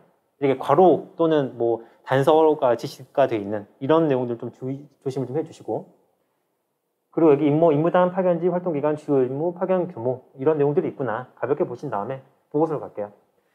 자, 여기서는 보고서가 굉장히 길게 쭉 되어 있는데 여기 있는 보고서 문장을 다 읽어야 될까? 대부분은 그렇지는 않아도 돼요. 그냥 기억, 니은, 디귿 이렇게 밑줄 쳐진 부분, 밑줄 그어진 부분 위주로만 보면 되거든요. 간혹 문맥상 앞뒤 문장을 읽어야 될 필요가 있는 경우도 있기는 해요. 뭐 기간을 제한한다거나 그런 것들은 앞에 문맥을 그대로 이어서 쓰는 경우가 많기 때문에 그 문맥 같은 걸 확인하기 위해서 전후 문장을 확인할 필요는 있을 수 있는데 그건 이제 예외적인 케이스라고 보시면 되고 여기서는 여기 밑줄 친 부분 위주로 볼게요. 먼저 기억. 평화유지 활동 중 가장 오랜 기간 동안 활동한 임무단은 소말리아 임무단이다. 자, 이런 문제 많이 나오죠. 자료 해석에서. 가장 뭐만 것은, 가장 뭐 많은 것은, 가장 큰 것은 그래서 가장 오랜 기간 동안 활동한 이런 걸 묻는데 이걸 찾기 위해서 활동 기간에 각 임무단의 이런 활동 기간을 다 계산을 해야 될까? 그러지 마세요. 그러지 마시고 여기서는 가장 오랜 기간 동안 활동한 임무단이 소말리아 임무단이라고 했으면 얘를 먼저 보세요. 얘를 먼저 보시고 얘 활동 기간을 먼저 계산한 다음에 이 기간보다 더 오랜 기간이 걸린 활동단이 있었나? 그렇게만 확인을 하세요. 자, 그러면 소말리아 임무단이 여기 있죠. 소말리아 임무단이 2007년 1월부터 현재까지 쭉 이어지고 있어요. 근데 현재는 지금 2021년 5월 기준이니까 그럼 딱 봐도 14년을 넘었죠. 14년 이상 동안 지금 활동한 기간이 14년 이상이 된다는 겁니다. 그럼 나머지 임무단 중에 14년을 넘는 게 있을까? 대충 봐도 없죠? 없는데 여기 다르푸르 지역 임무단 이 정도 말고는 14년 되지도 않아요. 근데 얘도 처음 시작하는 월이 2007년 7월이라서 2007년 1월에 시작했던 소말리아 임무단보다는 활동 기간이 짧을 겁니다. 그래서 기억은 문제없고 옳은 설명이라서 답은 아니고 답니은 코모로 선거감시 지원 임무단 여기 있는데 얘가 가장 짧은 기간 동안 활동이네. 이것도 마찬가지. 얘를 먼저 보세요. 이 활동 기간을 보면 2006년 3월부터 2006년 6월까지 이게 3월, 6월을 이걸 포함하냐 포함하지 않느냐로 봤을 때 3개월일 수도 있고 4개월일 수도 있거든요. 근데 저는 그냥 넉넉하게 4개월로 봤어요. 3, 4, 5, 6 해서 4개월. 그럼 4개월인데 4개월보다 더 짧은 애가 있을까? 근데 봐도 얼추 뭐 부룬디 임무단은 1년 정도 되죠. 나머지 중에 거의 다 1년 넘어요. 거의 다 1년 넘으니까 얘는 1년 안 되긴 하네요. 근데 어찌되거나 4개월보다 더 짧은 애는 없으니 이은도 옳은 설명이라서 답은 아니고. 다음 디귿. 아프리카 연합이 현재까지 평화유지 활동을 위해 파견한 임무단의 총 규모는 25,000명 이상이다. 자, 이거를 계산하려면은 파견 규모, 이 값들을 다 더해줘야 되거든요. 덧셈에 약간 좀 부담을 느끼시는 분들은 이거를 판단할 때 약간 좀 어렵게 느낄 수 있어요. 근데 이런 덧셈 많은 거를 계산을 할 때 디귿에서 묻고 있는 게 이 총 규모가 정확히 몇 명이냐 이걸 묻는 게 아니고 25,000명 이상이냐 이거 범위만 물었어요. 범위. 우리가 25,000명을 넘는지 안 넘는지 이것만 판단하면 되죠.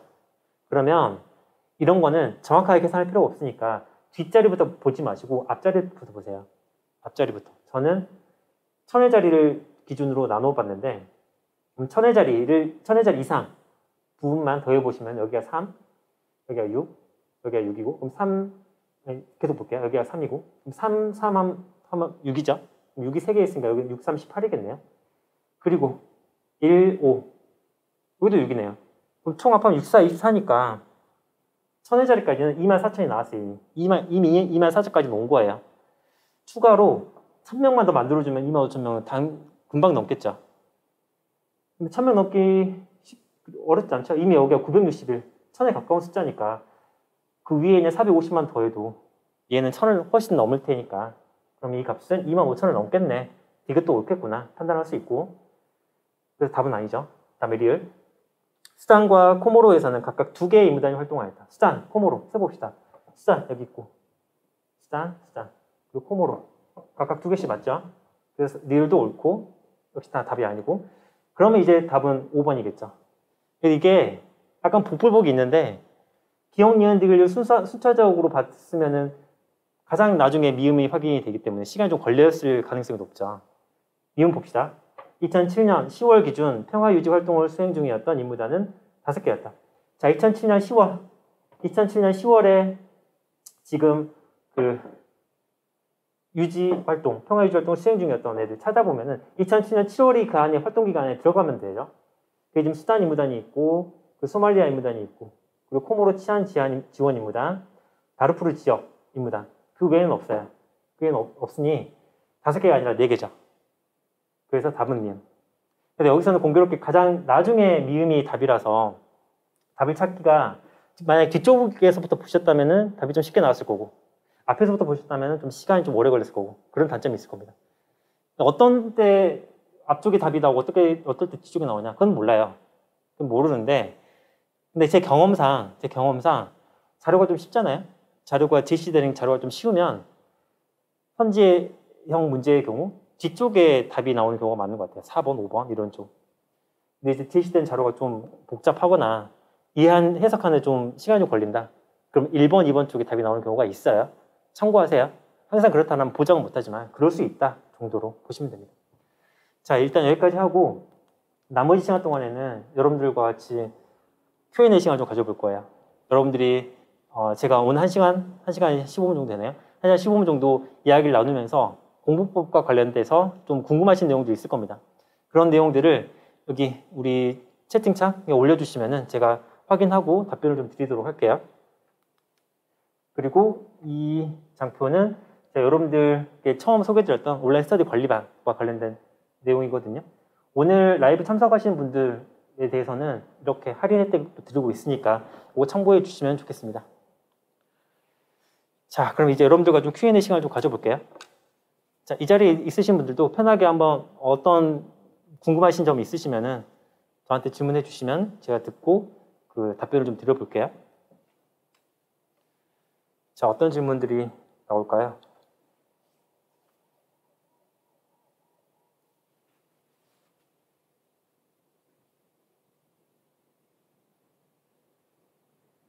네.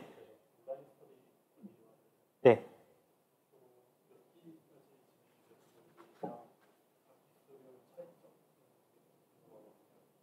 네.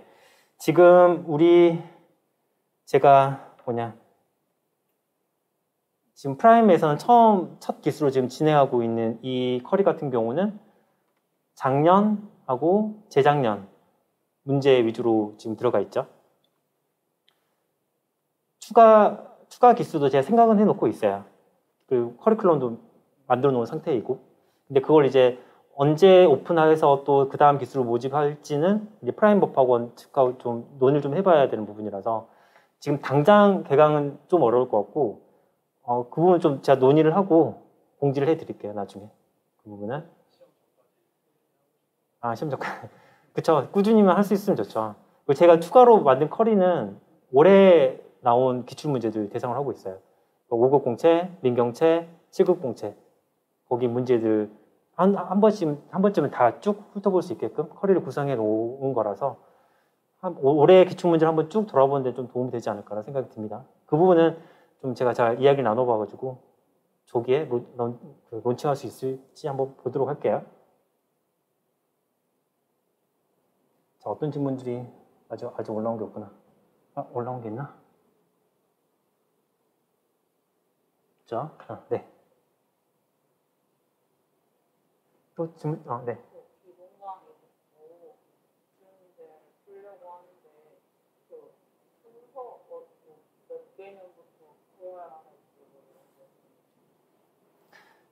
제가 많이 받는 질문 중에 하나예요. 기출문제를 어느 정도 보는 게 좋은지, 또는 기출문제를 푸는 양, 빈도, 이런 것들 많이 묻는데, 정답은 없어요, 일단.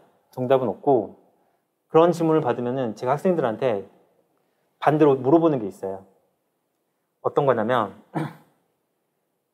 공부할 수 있는 시간이 어느 정도 되는지, 기간이 얼마나 되고, 즉, 아까 지역인재 준비하신다고 하셨잖아요. 지역인재면은 아마 선발하는 시험은 좀 더 일찍 볼 수 있어서 연말 연초쯤에 아마 시험을 보실 수도 있을 것 같은데, 선발 시험.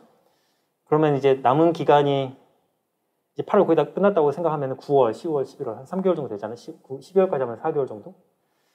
4개월 동안 내가 얼마만큼의 공부 시간을 확보할 수 있을지부터 생각을 해보세요. 그게 먼저예요. 이게 우리가 선후관계를 분명하게 할 게, 내가 지금 피셋이 쌓인 연차가 굉장히 또 많거든요, 이게. 보려면은 2004년? 그때부터 실시된 시험이다 보니까 10여 년이 넘어요. 그럼 이거를 내가 다 보겠다. 거기에 입법고시까지 보겠다. 그러면 공부량이 엄청 늘어나는데, 이거를 내가 다 본다, 다 보자 라는 마인드로 하면은 내가 제한된 기간 안에 다 못 볼 수 있어요. 그래서 기간을 먼저 설정을 해야 돼요. 내가 공부할 수 있는 기간, 그 기간 동안 내가 투입할 수 있는 시간, 그리고 내가 한 개년도 기출문제를 보는데 얼마만큼의 시간이 들까? 이거를 대략 예측할 수가 있어야 돼요. 그렇게 해야지 물리적으로, 다른 거 다 건너뛰고 물리적으로 기출문제를 공부하고 리뷰하는데 얼마만큼 볼 수 있는지 그런 게 나오잖아요. 그것부터 해야 돼요. 근데 이 부분은 사람마다 다를 거란 말이에요. 한번 곰곰하게 생각 한번 해보세요. 평상시에 공부하실 때 기출문제 한 개년도를 내가 얼마만큼의 시간을 투입하려 하는지, 그리고 추가로 내가 연말까지 얼마만큼 시간을 투입할 수 있을지. 그럼 산술적으로 나올 겁니다. 몇 개년도 보면 될지에 대해서. 질문이 올라온 게 있네. 잠시만요. 자, 질문 좀 읽어볼게요. 혼자서 문제를 풀고 해설을 찾아보면서 공부했는데요. 시간이 오래 걸리더라도 문제를 해결하는 과정을 혼자 생각해보는 게 맞나요? 오전에 과목별로 여러 문제를 풀고 답을 혼자 고민하면 점심시간이 넘어가더라고요. 어떻게 하면 좋을까? 자, 이런 고민 많이 하실 텐데, 전 학생들한테 이렇게 얘기를 해요. 문제 풀 때도 시간 제고 하시고, 리뷰할 때도 시간 정해놓고 하시라고. 그러니까 문제, 물론 한 문제 푸는데 30분, 40분, 1시간 고민해서 결과적으로 내가 답을 찾아내는 그것도 굉장히 의미 있는 공부예요. 그거 하지 말라는 건 아닌데 이게 지금은 그렇게 해도 돼요. 아직 내년 시험까지 기간이 좀 많이 남아있으니까. 근데 그런 식의 공부를 당장 시험이 뭐 다음 주 또는 뭐 내일 모레 이렇게 코앞으로 닥쳐왔는데 그런 식으로 하고 있으면 안 돼요. 그래서 여러분들이 지금 어느 타이밍에 어떤 종류의 공부를 해야 되는지에 따라서 접근 방법은 다를 수 있다는 걸 먼저 말씀드리고, 시간을 제한을 걸어놓고 리뷰를 하라고 말씀을 드리는 것도 내가 이 한 문제 잡고 있는 걸로 인해서 다른 공부에 영향을 주면 안 돼요. 기본적으로는 그래요. 내가 오늘 정해놓은 공부량을 100%까지 못한다 하더라도 80%는 달성하자라는 목표를 가지셔야 될 거고, 그러려면은 일단 시간 제한 걸어놓고 문제를 리뷰하시고 시간이 딱 됐다 그럼 넘어가세요. 넘어가시고 다른 문제, 다른 공부 하시다가 다시 돌아오세요. 그게 더 여러분들한테 효과적일 겁니다. 왜냐면 우리 뇌 구조 자체가 어느 하나에 몰입을 하잖아요. 어느 하나를 깊숙하게 보게 되면은 다른 것들이 잘 안 보여요. 다른 것들이 잘 안 보이고 그 하나만 보게 되면 내가 처음에 이거를 어떤 식으로 접근을 했는지에 따라서 거기에 일종의 고착 현상이 일어나요. 다른 접근 방법, 다른 풀이 방법 잘 안 떠오르거든요. 계속 그것만 보면. 근데 이게 다른 활동들을 하고 다른 공부를 하고 돌아오잖아요. 그럼 이제 그 문제를 이제 새로운 문제처럼 새로 처음 보는 것처럼 느낄 수 있기 때문에 다른 접근법이 떠오를 수가 있어요. 우리 뇌의 성질 자체, 특징이 약간 그런 게 있으니까 안 풀리면은 다른 거 하다 오세요. 그게 훨씬 더 나아요, 여러분들한테는. 그리고 또 질문 또 올라온 게 있네요. 자, 문제별 풀이 시간 기록할 때 문제당 얼마나 시간을 투자하는 게 바람직할까요? 보통 2분 넘어가다 못 풀 것 같다, 오래 걸릴 것 같다 생각이 들면 그 상태에서 최선을 답을 선택해 두고 넘어가는 게 좋을지. 7급 준비하시는가 보죠. 7급은 문제수가 얼마 안 되니 그냥 문제를 넘어가는 마음을 가지는 게 어렵다고 하셨는데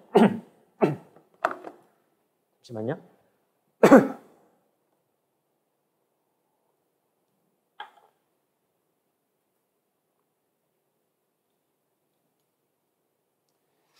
자, 일단 피셋 문제는 한 문제당 바람직한 시간은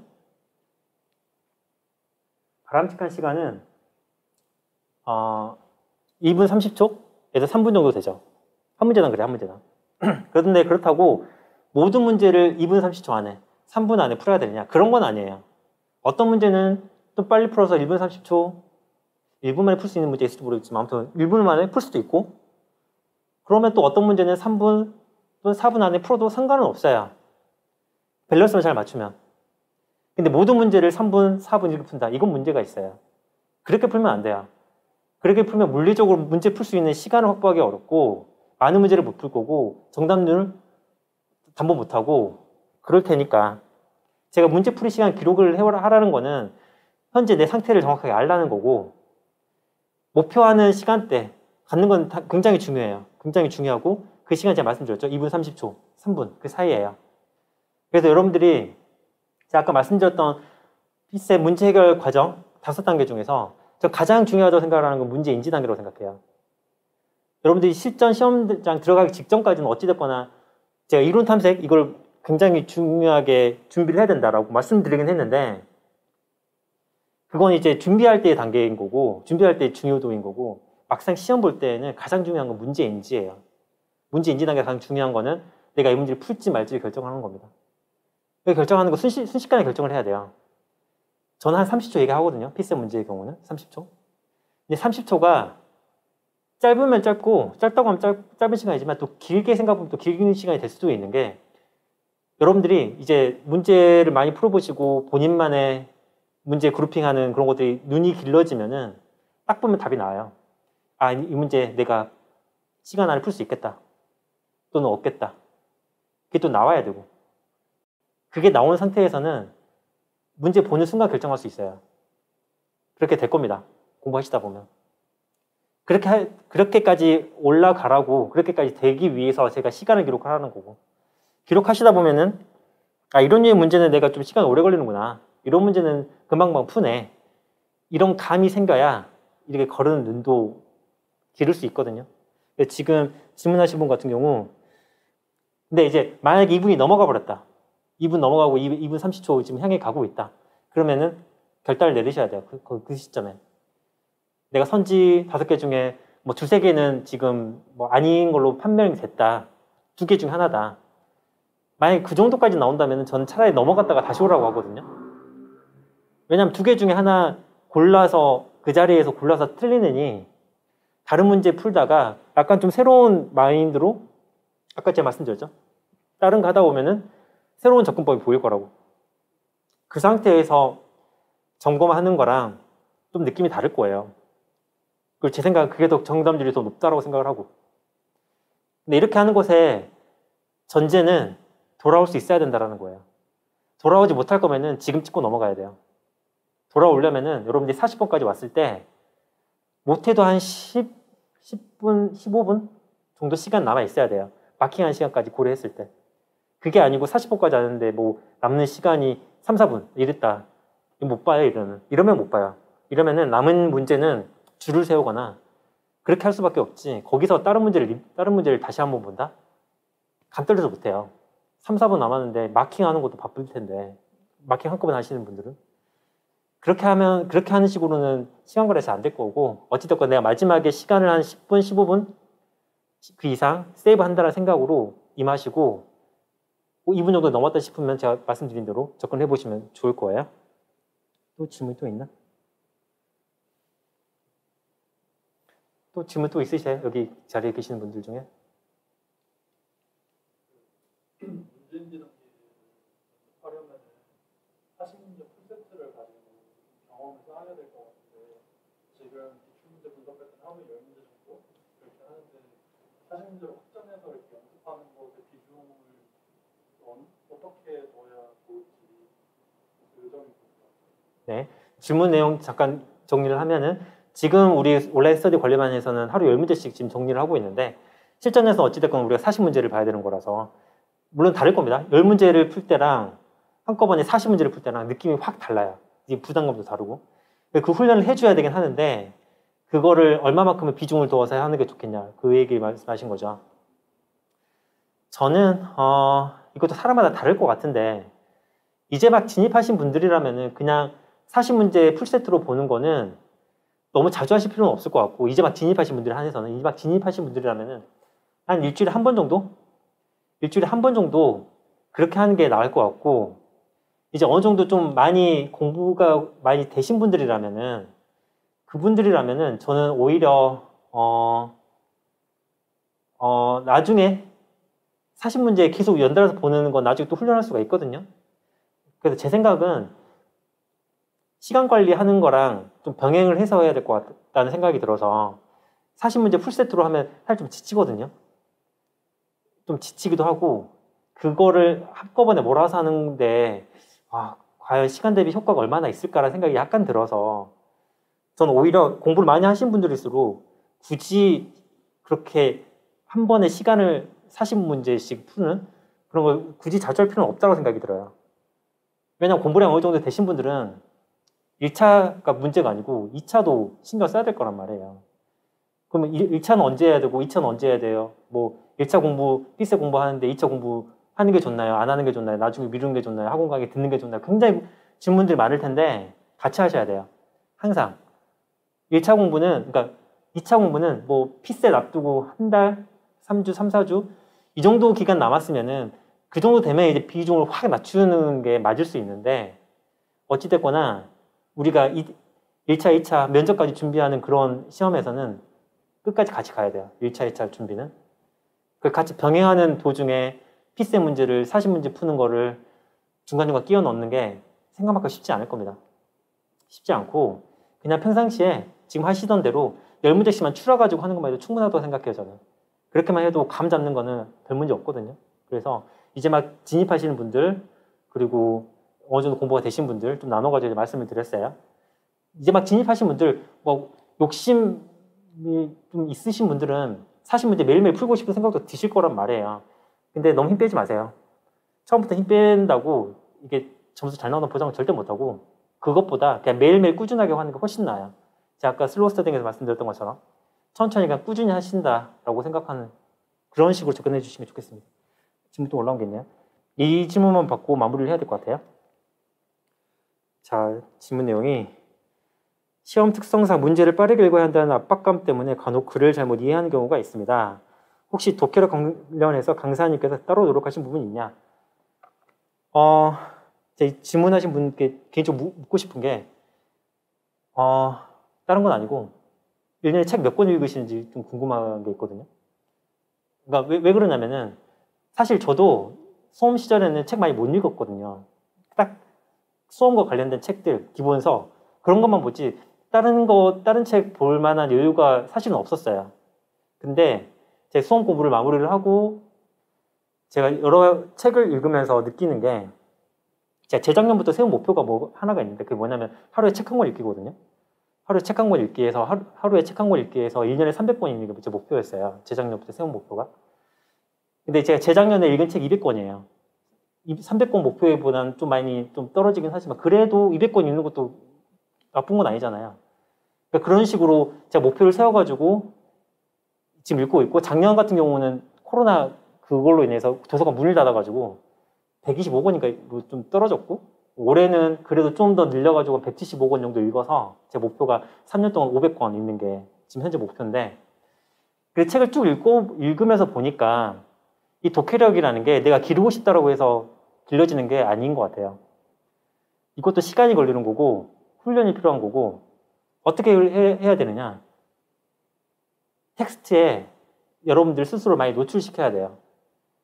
많이 읽어보고 많이 읽은 데서 그치 만들고 그 의미를 되새기고 내가 제대로 이해한 게 많은지 요약도 해보고 다른 사람에게 말로 풀어서 설명도 해보고 그렇게 해야 여러분들 독해력, 문해력이 그런 것들을 높일 수가 있지. 단순히 시험 문제를 제시된 텍스트들 있죠. 그런 것들 뭐 나쁜 텍스트들은 아닌데 그런 텍스트들은 시험 문제를 풀기 위한 용도로 좀 가지치기가 많이 된 텍스트들이 많거든요. 좀 정선된 딱 그런 텍스트들 그런 건 좋은데 뭐랄까 우리 음식으로 따지면 약간 편식한다라는 느낌? 한 가지 영양소만 계속 먹으면 약간 좀 편중되는 느낌이 들잖아요. 골고루 좀 접해봐야 돼요. 텍스트 골고루 좀 접해보면서 그 다양한 텍스트들을 내 걸로 만들면서 다른 사람의 말로 풀어도 보고 이런 것들을 원활하게 하다 보면은 텍스트 보는 시야가 넓어지고 높아져요. 이렇게 되면은 텍스트를 읽을 때 훨씬 더 빨리 읽을 수 있고 또 그런 의미를 더 쉽게 캐치할 수도 있고 물론 쉬운 건 아닌데 독해력이, 문해력이 잘 늘지 않아서 고민이신 분들은 그냥 책 한 권 골라서 정독 한번 해보세요. 그 책은 수험과 전혀 관련 없는 것이라도 상관없어요. 저라면은 만약에 다시 수험생활 돌아간다면은 저라면 공부법과 관련된 책을 찾아가지고 읽어볼 것 같아요. 그런 책을 읽다 보면은 그러면 이게 수험과 완전히 동떨어지는 그런 책도 아니고 그리고 읽다 보면은 좀 도움되는 것도 있고 독해력 기르는데도 도움이 되고 그런 거라서 그래서 또는 뭐 끈기, 인내력 이런 거를 주로 주제로 삼고 있는 책들 정말 많거든요. 그런 책들 찾아보시면 제가 추천한 책 중에 하나는 그릿이라는 책인데 제가 온라인 스터디 관리반에서도 제가 추천하는 책 중에 하나잖아요. 그 책 읽어보시면은 좀 도움이 되지 않을까라는 생각이 듭니다. 책만 읽어보세요. 어떤 것이든 상관없어요. 주제 그런 거 가리지 마시고 어떤 책이든 읽어보시면은 꾸준하게 읽어보는 훈련을 가지면 독해력 기르는 데는 좀 도움이 되실 겁니다. 네. 답변을 또 주시는 분도 있네요. 다른 분이. 자, 아무튼 오늘 지금 1시간 반 넘게 쭉 강의를 해왔는데 약간 긴 강의, 좀 지루할 수도 있었겠지만 그래도 끝까지 참여해 주셔서 너무 감사드리고 제 강의는 나중에도 또 다시 볼 수 있게끔 공개로 진행이 될 거니까 나중에 또 기회 되면 또 제 강의 함께 해주셨으면 좋겠습니다. 그리고 온라인 스터디 관리반도 많은 분들 참여하셔서 계속 같이 이야기 나눌 수 있는 채널이 마련되면 좋겠어요. 우리 그 유튜브 채널 링크에 제 유튜브 채널 링크하고 그리고 유튜브 제 그 오픈 채팅방 링크도 같이 올려놨으니까 추가로 더 문의하고 싶으신 내용이 있다, 더 보고 싶은 강의가 있다 그러면 그 링크들 참고해 주시면 좋겠습니다. 자, 아무튼 제 강의 들어주셔서 너무 감사드리고 다음에 또 뵐게요. 네, 이걸로 마무리하겠습니다. 감사합니다. 네.